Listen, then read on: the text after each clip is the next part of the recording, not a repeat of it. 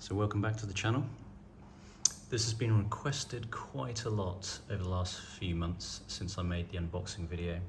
So today I'm going to do a bit of a test. This could go completely wrong or very wrong, of the Vollebak Indestructible jacket. So if you watched the other video, you'll know what it looked like when I initially took it out. It was much smoother than this.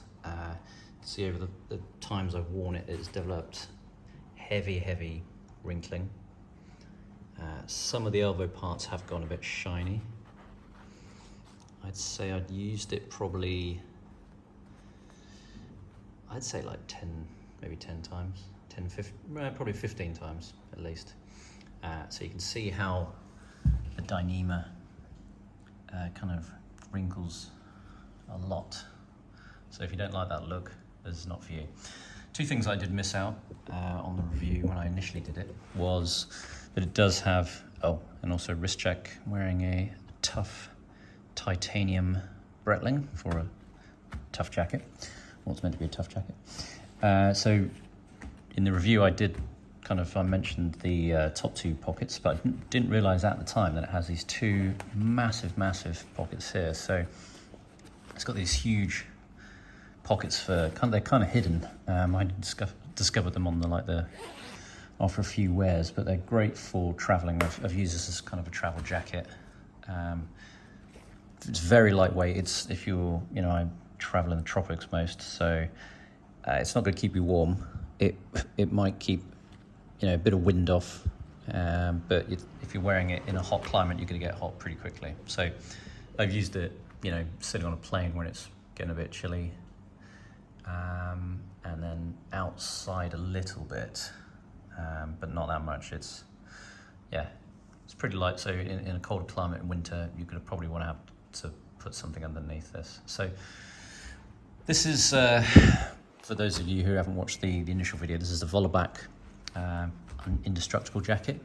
So it's made from this Dyneema, which is meant to be 15 times stronger than steel. It's very light, and I don't know how this test is going to go, but in terms of indestructible, it's meant, the kind of marketing spiel is that, it's used for, I think they said on the website, rigging, shipping containers and, boats with shipping containers, and used for, all kinds of ballistic, military equipment. So let's see how it goes. So I've got two tests. I'm gonna keep it simple. I was gonna do get some sandpaper and test and stuff like that. You can already see from just light scuffing, it kind of goes weird shininess. So I'm gonna use a bit of fire and a knife. So what I'm gonna do is see how tough it really is. I'll just take I feel like this is going to completely wrong, so all I'm going to do is, I guess, take a bit of corner here. So bearing in mind this is like a nearly $700 jacket. So, well, that's pretty conclusive. That didn't even go through a little bit. That was just completely torn a hole in that. Brilliant. So now my $675 jacket has a hole in it. Should I bother going on with the fire test? I feel I might as well now I've screwed up.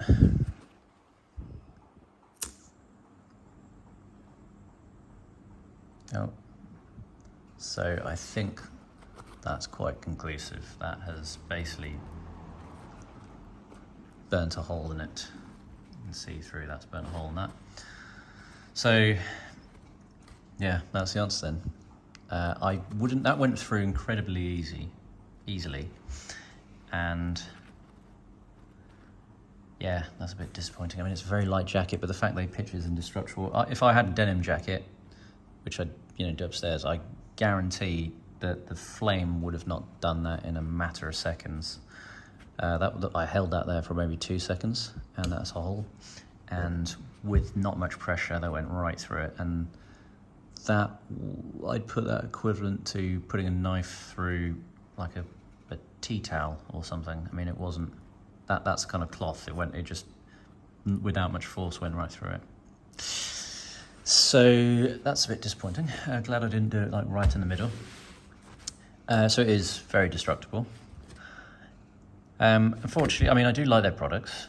The fit of this is terrible as well. So although, I mean, I feel like it's got better a bit with age because it's, you know, wrinkled up, but the front of it is, you know, I would put myself as like an athletic build, so it's not a sizing issue. The sleeves are the right length, and the length of the actual jacket is the right length. But when I'm wearing it, it's so puffy and there's so much extra material at the front.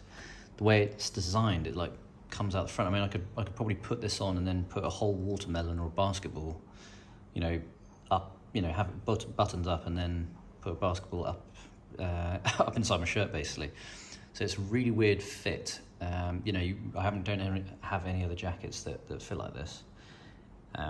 So I think, you know, I did give that feedback to Vollebak. I think they need to change that a bit.